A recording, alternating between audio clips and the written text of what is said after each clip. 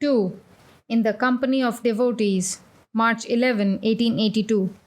About 8 o'clock in the morning, Sri Ramakrishna went as planned to Balaram Bose's house in Calcutta. It was the day of the Dola Yatra. Ram, Manomohan, Rakhal, Nitya Gopal, and other devotees were with him. M too came as bidden by the master. The devotees and the master sang and danced in a state of divine fervor. Several of them were in an ecstatic mood. Nitya Gopal's chest glowed with the upsurge of emotion, and Rakhal lay on the floor in ecstasy, completely unconscious of the world. The master put his hand on Rakhal's chest and said, "Peace, be quiet." This was Rakhal's first experience of ecstasy. He lived with his father in Calcutta and now and then visited the master at Dakshineshwar. About this time, he had studied a short while in Vidyasagar's school at Syampukar. When the music was over, the devotees sat down for their meal. Balaram stood there humbly, like a servant. Nobody would have taken him for the master of the house. M was still a stranger to the devotees, having met only Narendra at Dakshineshwar. A few days later, M visited the master at Dakshineshwar. It was between 4 and 5 o'clock in the afternoon. The master and he were sitting on the steps of the Shiva temples. Looking at the temple of Radhakanta across the courtyard, the master went into an ecstatic mood. Since his nephew Hriday's dismissal from the temple, Sri Ramakrishna had been living without an attendant. On account of his frequent spiritual moods, he could hardly take care of himself. The lack of an attendant caused him great inconvenience. Sri Ramakrishna was talking to Kali, the divine mother of the universe. He said, "Mother, everyone says my watch alone is right. The Christians, the Brahmos, the Hindus, the Musalmans all say my religion alone is true. But, Mother, the fact is that nobody's watch is right. Who can truly understand thee? But if a man prays to thee with a yearning heart, he can reach thee through thy grace by any path. Mother, show me sometime how the Christians pray to thee in their churches. But, Mother, what will people say if I go in? Suppose they make a fuss? Suppose they don't allow me to enter the Kali temple again? Well then, show me the Christian worship from the door of the church." Another day, the master was seated on the small couch in his room, with his usual beaming countenance. M arrived with Kali Krishna, who did not know where his friend M was taking him. He had only been told, "If you want to see a grog shop, then come with me. You will see a huge jar of wine there." M related this to Sri Ramakrishna, who laughed about it. The master said, "The bliss of worship and communion with God is the true wine, the wine of ecstatic love. The goal of human life is to love God. Bhakti is the one essential thing. To know God through jnana and reasoning is extremely difficult." Then the master sang, "Who is there that can understand what Mother Kali is? Even the 6 darshanas are powerless to reveal her." The master said again, "The one goal of life is to cultivate love for God, the love that the milkmaids, the milkmen, and the cowherd boys of Vrindavan felt for Krishna. When Krishna went away to Mathura, the cowherds roamed about weeping bitterly because of their separation from him."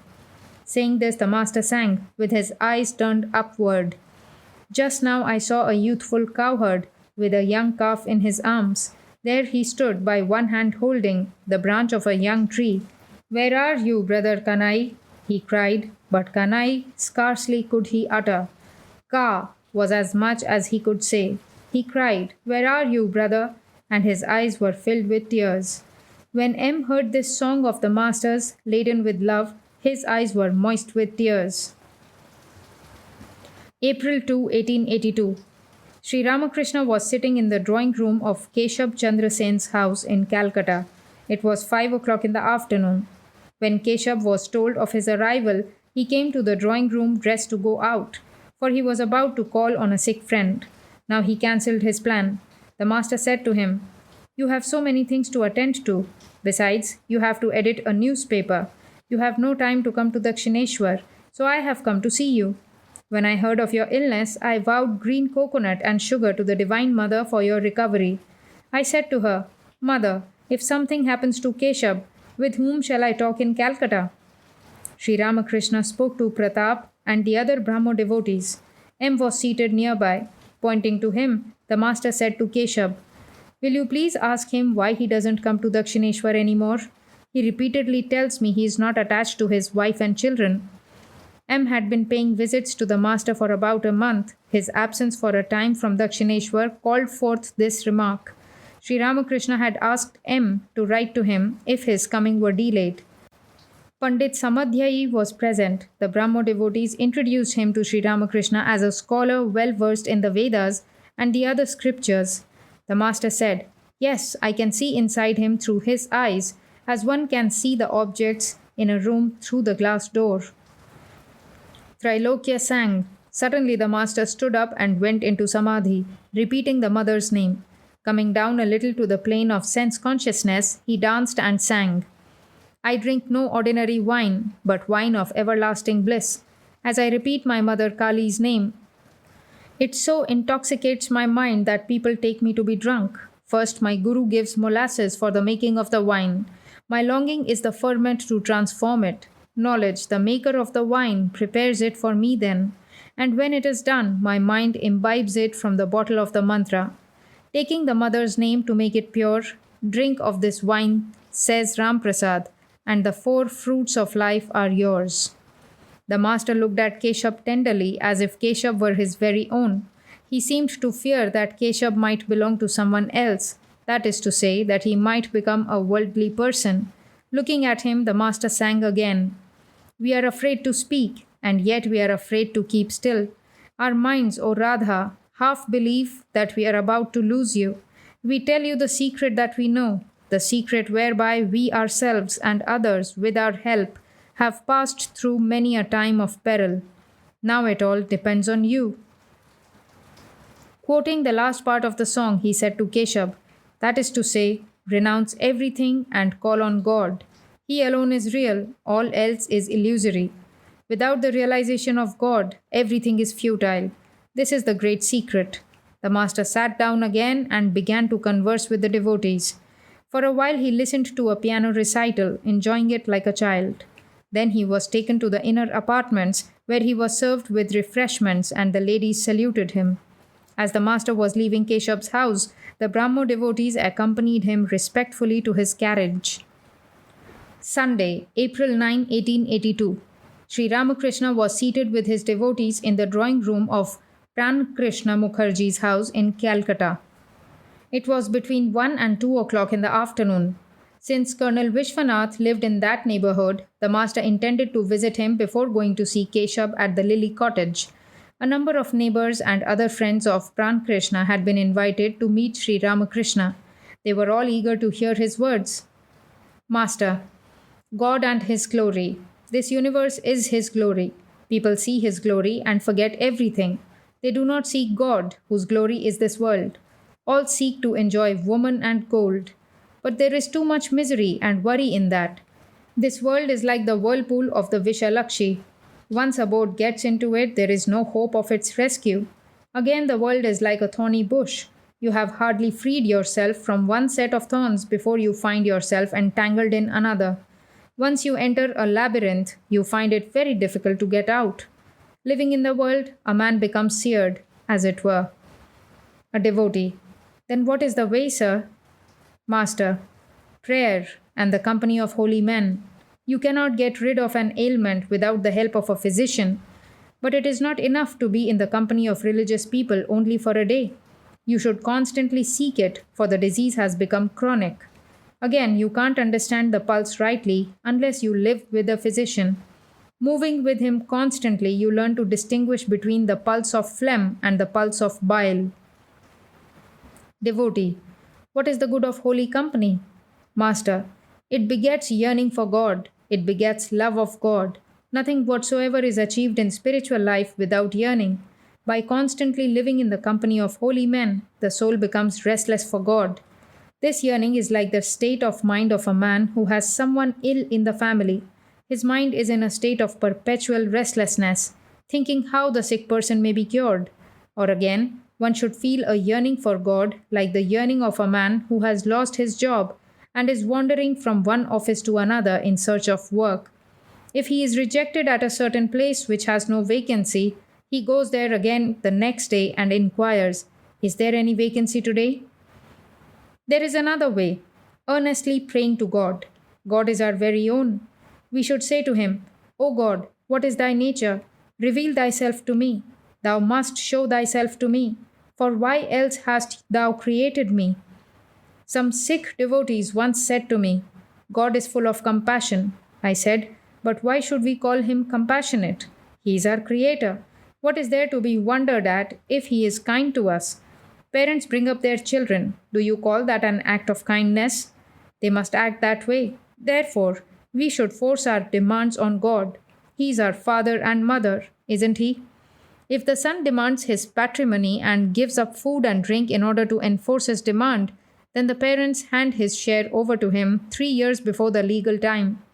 Or when the child demands some pice from his mother and says over and over again, Mother, give me a couple of pice.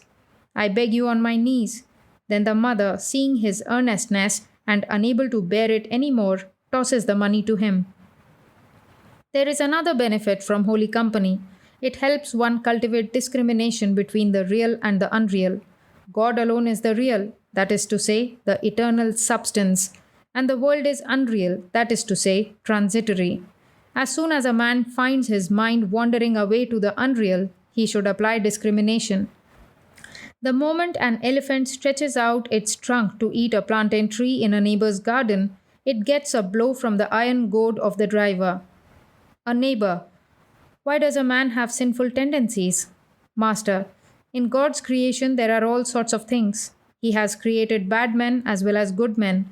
It is He who gives us good tendencies, and it is He again who gives us evil tendencies. Neighbor. In that case, we aren't responsible for our sinful actions, are we? Master. Sin begets its own result. This is God's law. Won't you burn your tongue if you chew a chili? In his youth, Mathur led a rather fast life, so he suffered from various diseases before his death. One may not realize this in youth. I have looked into the hearth in the kitchen of the Kali temple when logs are being burnt. At first, the wet wood burns rather well. It doesn't seem then that it contains much moisture. But when the wood is sufficiently burnt, all the moisture runs back to one end. At last, water squirts from the fuel and puts out the fire. So one should be careful about anger, passion, and greed. Take, for instance, the case of Hanuman. In a fit of anger, he burnt Ceylon. At last, he remembered that Sita was living in the Ashoka grove. Then he began to tremble lest the fire should injure her. Neighbor. Why has God created wicked people? Master. That is His will, His play. In His Maya, there exists a Vidya as well as Vidya. Darkness is needed too. It reveals all the more the glory of light. There is no doubt that anger, lust, and greed are evils. Why then has God created them? In order to create saints. A man becomes a saint by conquering the senses. Is there anything impossible for a man who has subdued his passions? He can even realize God through His grace. Again, see how His whole play of creation is perpetuated through lust. Wicked people are needed too. At one time, the tenants of an estate became unruly. The landlord had to send Golak Chowdhury, who was a ruffian. He was such a harsh administrator that the tenants trembled at the very mention of his name. There is need of everything. Once Sita said to her husband, Rama, it would be grand if every house in Ayodhya were a mansion. I find many houses old and dilapidated.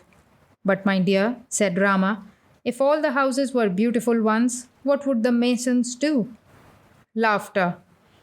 God has created all kinds of things. He has created good trees and poisonous plants and weeds as well.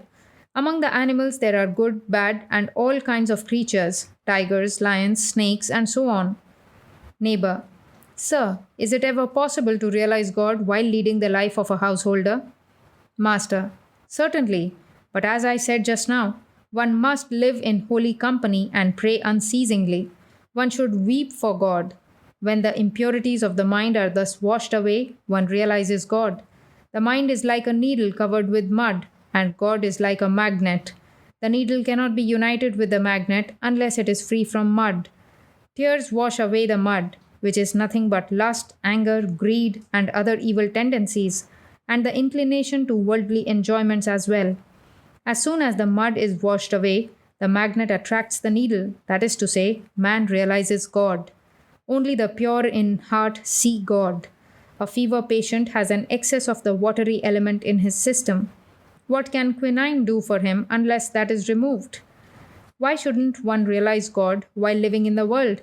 But as I said, one must live in holy company, pray to God, weeping for His grace, and now and then go into solitude. Unless the plants on a footpath are protected at first by fences, they are destroyed by cattle. Neighbor. Then householders too will have the vision of God, won't they? Master. Everybody will surely be liberated, but one should follow the instructions of the Guru. If one follows a devious path, one will suffer in trying to retrace one's steps. It takes a long time to achieve liberation. A man may fail to obtain it in this life. Perhaps he will realize God only after many births. Sages like Janaka performed worldly duties. They performed them, bearing God in their minds, as a dancing girl dances, keeping jars or trays on her head.